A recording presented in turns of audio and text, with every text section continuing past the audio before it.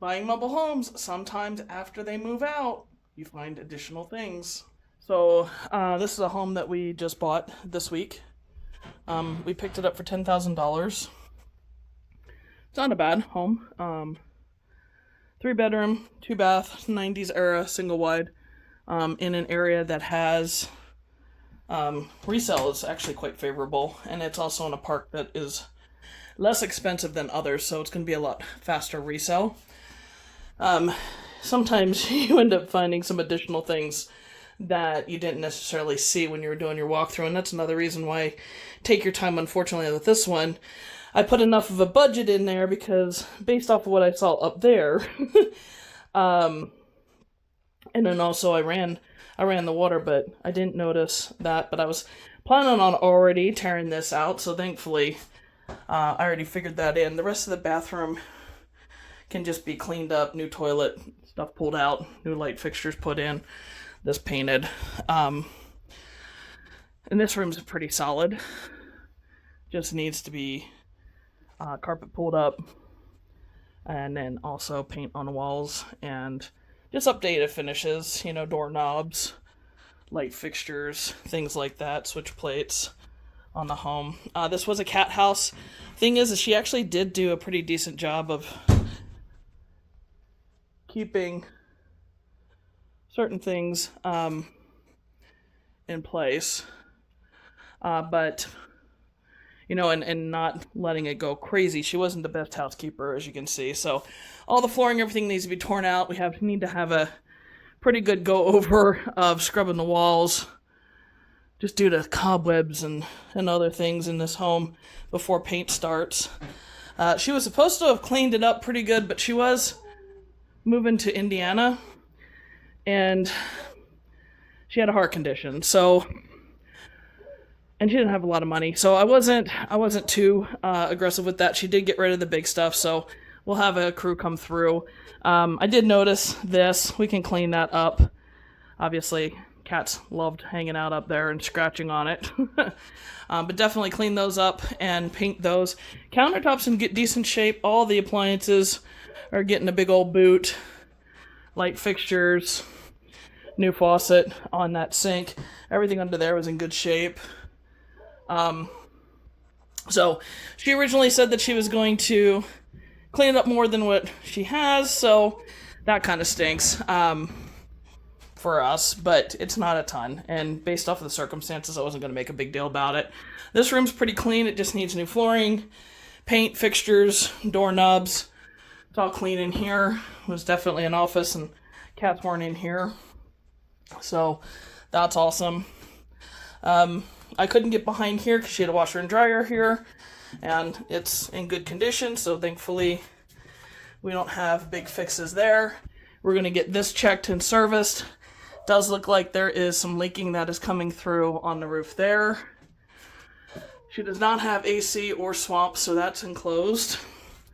The one thing that I was not able to see, because this room was absolutely packed through full of stuff, was that we had a pretty aggressive roof leak there, subfloor fix, and then subfloor fix there, and then also over here by the water heater, there's another subfloor fix, and I took a wild card on the condition of the water heater, and the water heater's was heating fine. It's not a brand new one, it's an older one, but I took a gamble with that. We do have some doors that need to be patched. Like I said, I couldn't get into that room. We do also have a window that will need to be replaced because I wasn't able to see it with all the stuff that she had.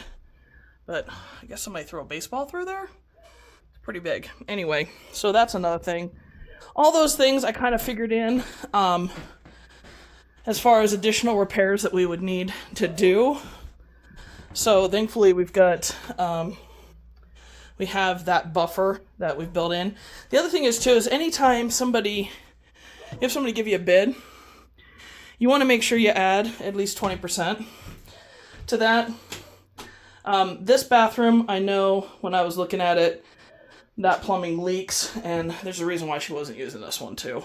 We also have another broken pane of glass as well there. So Sometimes you end up coming across stuff when they move out that you weren't expecting, which kind of stinks, you know, but it looks like that was leaking a little bit over there.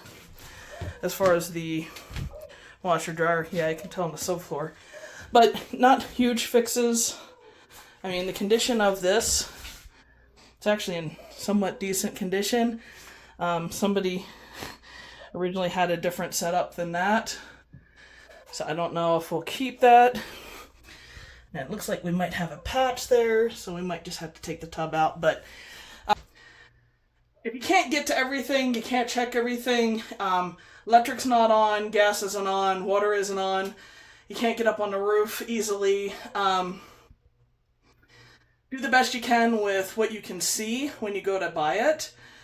And the other thing is too is like put in a buffer. So if you've been doing this for a little bit and you have an idea as to what that typical cost is going to end up being, or bring your contractor friend with you and have them take a look at it and bid it, or have them come bid it before you end up making your offer, and then add 20%, at least 10% on top of that. And then that's going to be what you're going to pull off of